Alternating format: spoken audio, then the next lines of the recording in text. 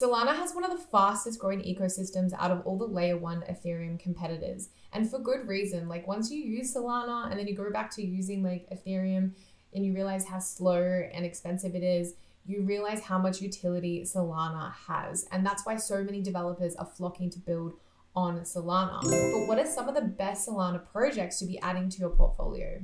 This video is going to answer that for you.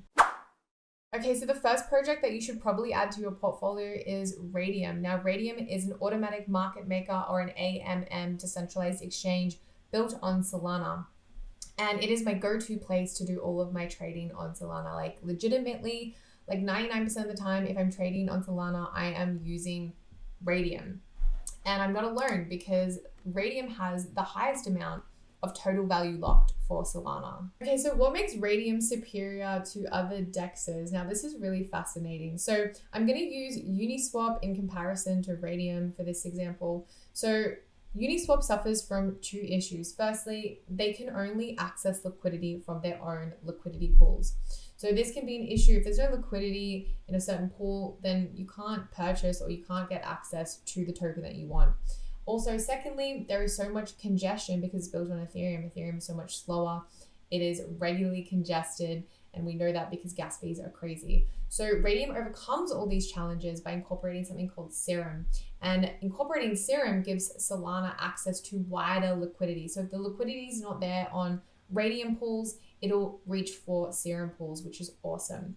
Also, Solana releases congestion because it is a faster layer 1 solution.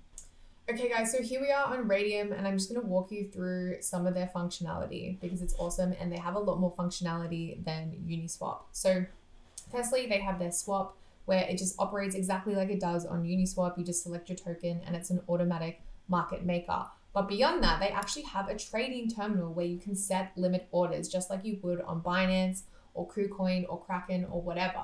And you can see we have the order book here and we can set our limit orders and we have, a whole list of different pairs that we can trade, which is really cool because I love setting my limit orders. And remember that this is still on a decentralized exchange.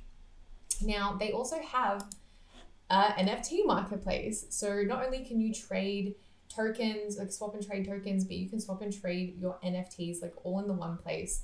And what they do to support tokens and NFT collections is they actually have a drop zone. So this is for NFTs, and this is an initiative to promote the growth of NFTs on Solana while supporting the project teams with the infrastructure needed to launch new collections, which is awesome. So they actually have something called the Accelerator. So this is a launch pad for new projects to raise capital and for the community to participate in new Solana project launches. And I love that they do this because they get to promote new and upcoming projects, which really kind of like builds community and show support for the growth of the Solana ecosystem. So the next Solana project to be adding to your portfolio is Aleph. Now, this is a coin that I have been stacking recently because I see so much value in it. So they say to think of them like a decentralized Amazon Web Services. So they're doing some fantastic work. So cloud computing for DeFi and Web3 simplified. Now, this is definitely a lesser known project, but for me, this poses an opportunity to get in on something early before it really takes off. Now, instead of me trying to explain how this whole thing works, I'm going to play you a video by the CEO of Aleph, and he's going to explain how this whole project kind of operates and how it provides value. So what's Aleph.im? It's a decentralized cloud computing platform. We provide storage, as in file storage and database storage, and computing as in serverless computing. You can think of it as something like AWS Lambda or some similar things. So in a nutshell, it's like a decentralized AWS, Google Cloud, or whatever cloud platform you might see. Our network is not a blockchain. We don't have blocks, but we accept messages coming from blockchains. A message from a blockchain is like a private key gives you a public key, gives you an address. So if a message is signed by like any of the accepted address schemes, it is accepted by the network. We currently accept addresses from Ethereum, Polkadot Substrate, Cosmos SDK, Polygon, like all the EVM chains, and obviously Solana.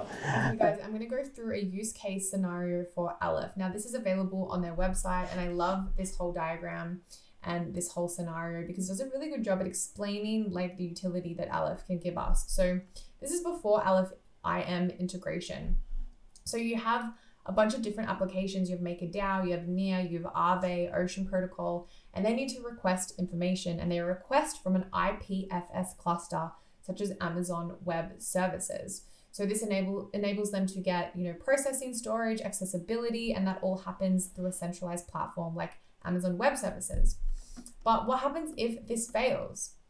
Well, all of a sudden people can't get to their storage. They don't have access to request certain information because, that centralized system is down. So this has actually happened before. Amazon Web Services has gone down for hours at a time, and then 50% of the internet can't access the information that they need to access. So it is a legitimate problem that does happen, and it really highlights how centralized our current systems are. Okay, so let's go to a situation where Aleph.im is incorporated. So this is where you have 50 independent nodes and growing. So by implementing an Aleph.im bridge, the document flow is not only pushed to the dedicated cluster, but also to the Aleph.im storage network. So you kind of have this, second layer of security and accessibility, because you have these 50 independent nodes and growing. So they say unstoppable even when it fails. So this is where it gets interesting. All documents and their history will still be available, even if at the same time several nodes on the Aleph.im network would fail. As the request documents are synced over the entire Aleph.im network, requests maintain a high accessibility rate because of this, and clients wouldn't even notice this failure. So, even if nodes went down, things got bad, most likely a lot of people wouldn't even notice because it's decentralized. You have 50 independent nodes and growing. So, this is the utility of Aleph. So the next Solana project to potentially be adding to your portfolio is Audius. Now, Audius plans on being like the Spotify or the SoundCloud of Web3. So with Web2, you have a middleman, you have Spotify that is facilitating the streaming from artists to the listeners. And obviously they're taking a pretty big cut from the profits. And obviously every centralized system does that because they're facilitating that whole thing, that whole process. But with Web3, we don't need the middleman anymore. It's completely peer-to-peer. So the artist can stream directly to the listeners. So Audius actually didn't begin on Solana, but they moved over to Solana. And the Solana website gives us some more information about this and why. So Audius is the latest project to move over to Solana and has been growing rapidly, now with over 1 million monthly listeners. However, as their active users have increased, so have the gas fees and load times. Audius is creating a fully decentralized community of artists, developers, and listeners collaborating to share and defend the world's music.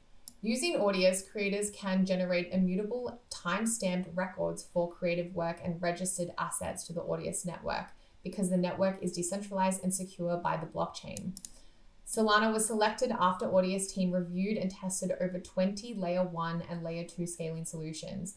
Through the vetting process, it was clear that Solana was the only system that could deliver the speed, low fees, and censorship resistance necessary to grow Audius to the mainstream global audience. So one of the best investment strategies when looking to invest in a new project is just to go use the application. Go to the website, download the app, whatever it is, and, use it yourself and see what you feel about it.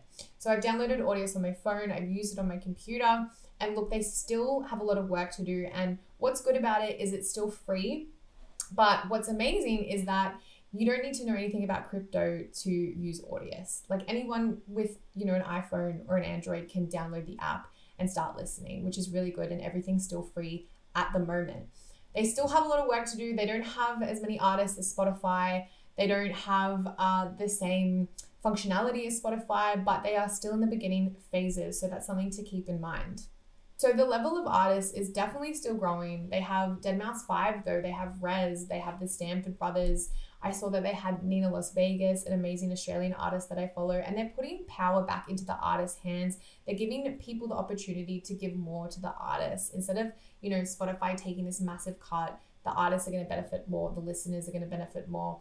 It just seems overall like the community just would benefit more. When you take out the centralized power, there tends to just be more freedom, and there seems to be more profits for the people involved in that community. If you've liked this video, by the way, guys, you need to watch my video on Tulip Garden, which is another amazing Solana project. They do lending, leverage yield farming, and they have their own token, and you need to check that out. So go watch that now. Okay, I'll see you next time.